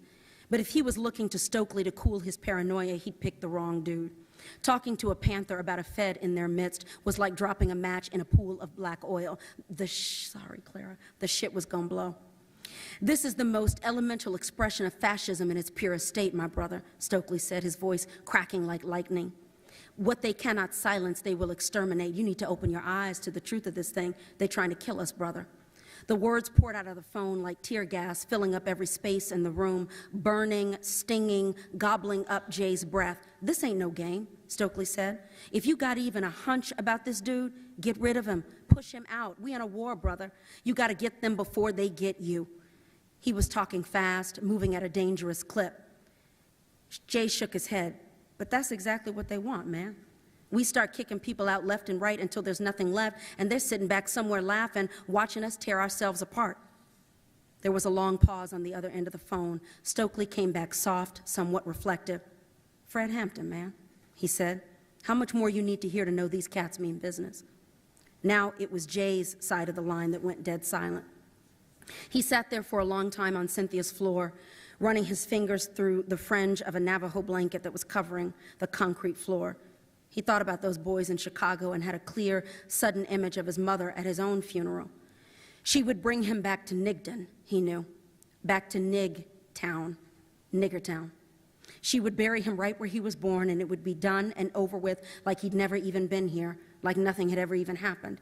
She would bury him right next to his 21-year-old father. No, he had to fight, but he was going to do this right.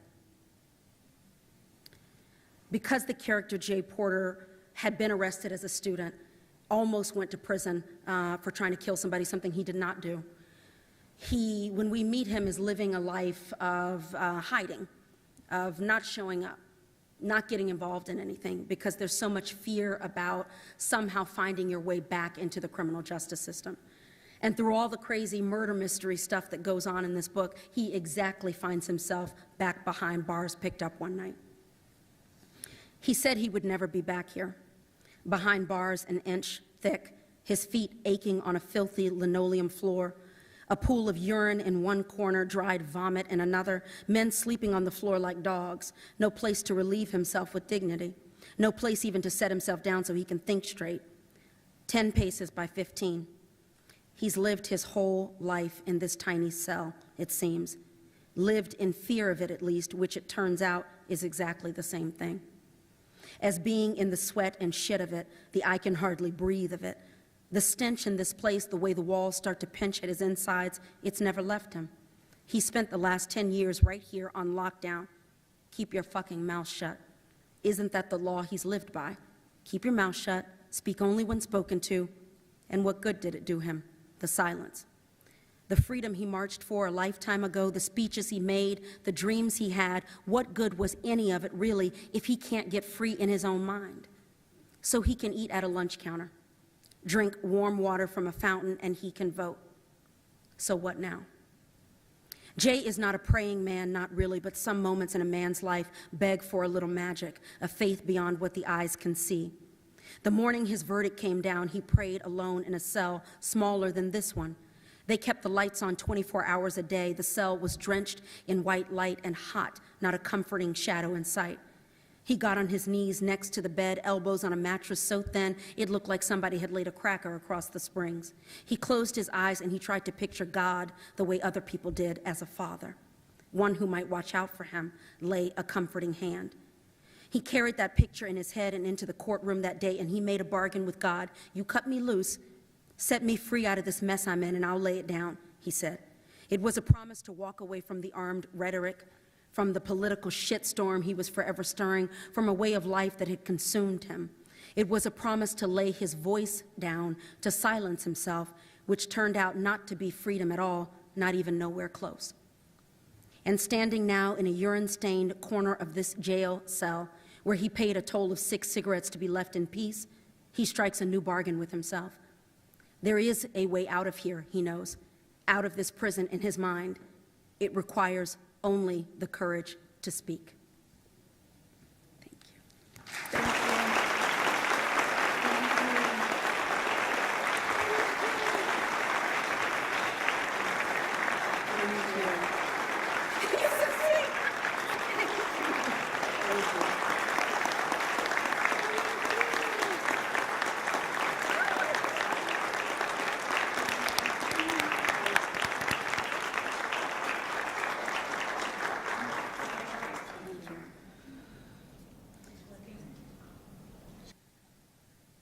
Well, I'm happy to answer any questions. I'm not kidding that I might.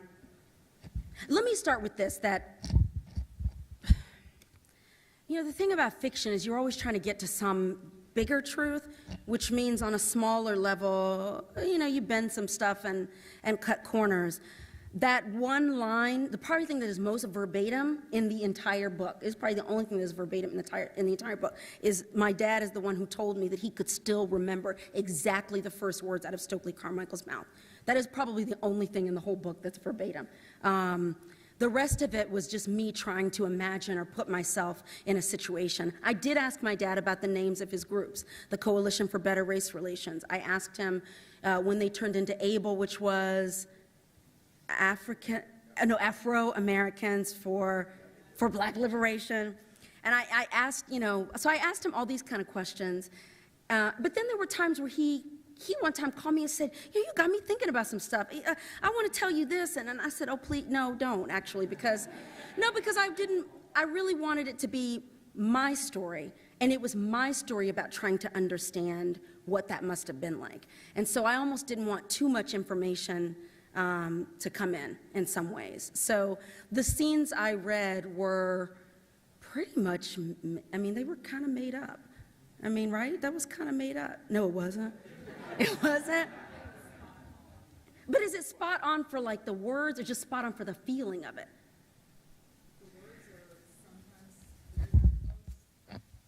My mother, ladies and gentlemen.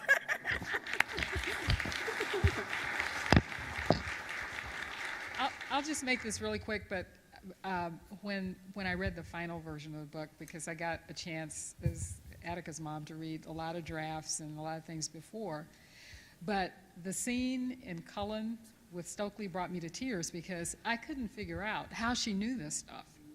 And, you know, it was stuff I couldn't even remember, but the way she described it brought back the exact experience. I mean, it was like it was happening right before my eyes, and I was reading it on a page. So I don't know where that comes from, but it's a gift. And it's one that I think we've all benefited from and hopefully are enjoying hearing about today. Thanks, Mama.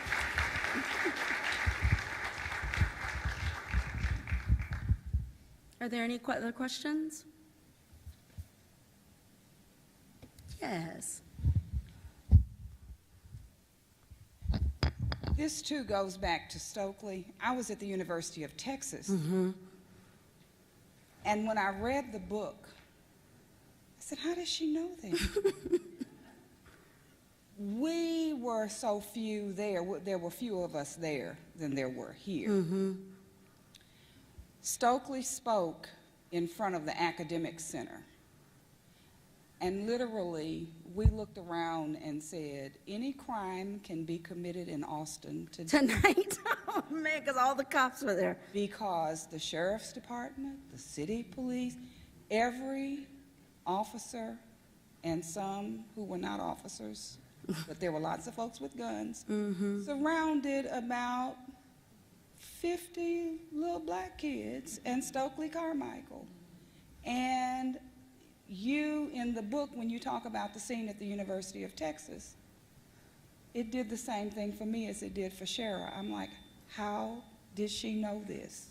Well, I did read his autobiography, and you know, some of it is, honestly, it is a gift, and it is an ability to, sometimes I shock myself that I have an instinct about how something might have been, and then I find out, oh, that actually is pretty close. But I did a lot of research, and I not only did, probably other than my parents, the most helpful text for me was Elaine Brown's book, Taste of Power. And the reason for that is not just the chronology of stuff or the inner workings of the Black Power movement. She was the first one to call out the psychological trauma of it.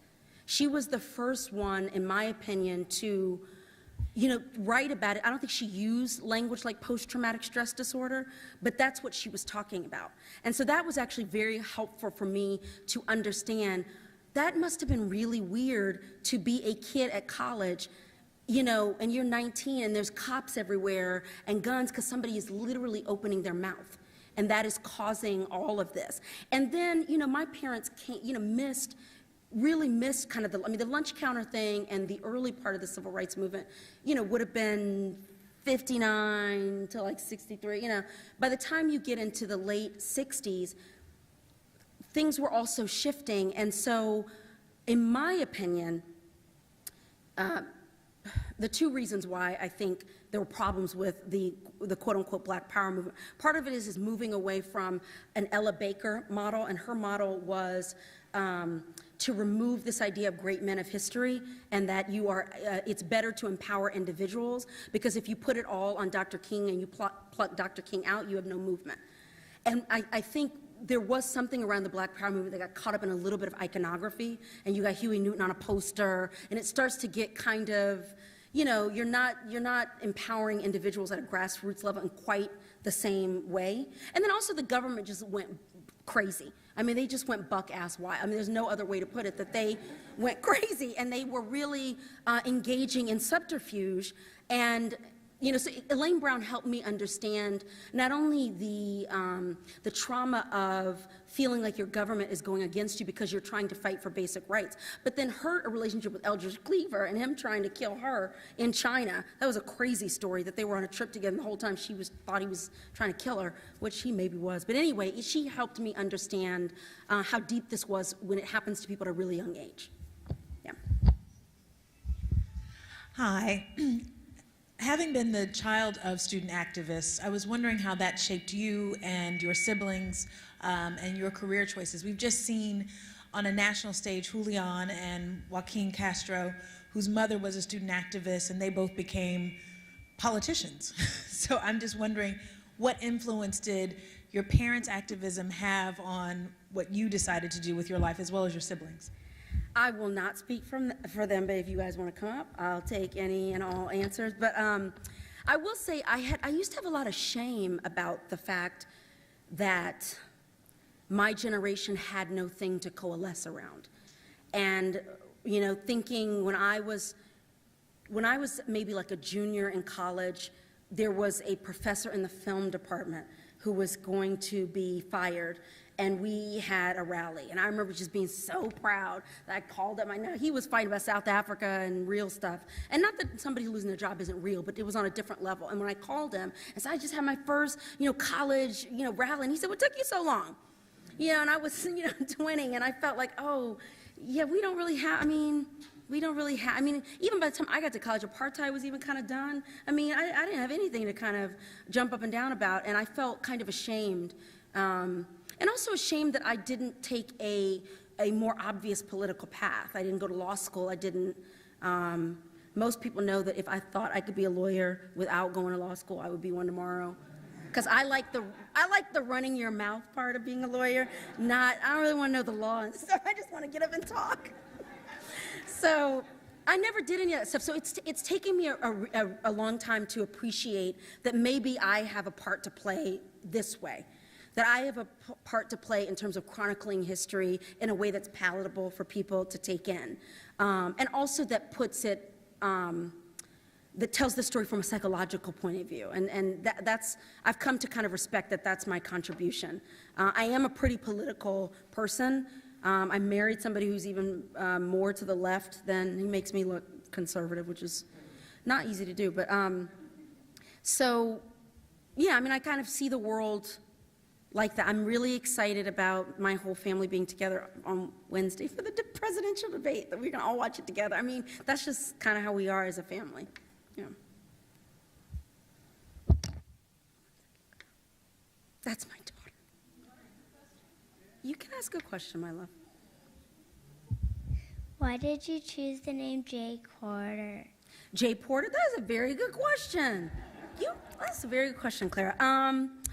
There was some, Jay, sorry, Dad, it sounds like Jean. It came, and I don't think I realized I was doing that till later. But the Porter, I don't know, it made me think of the porters on the railroads who really were, in my opinion, after World War I,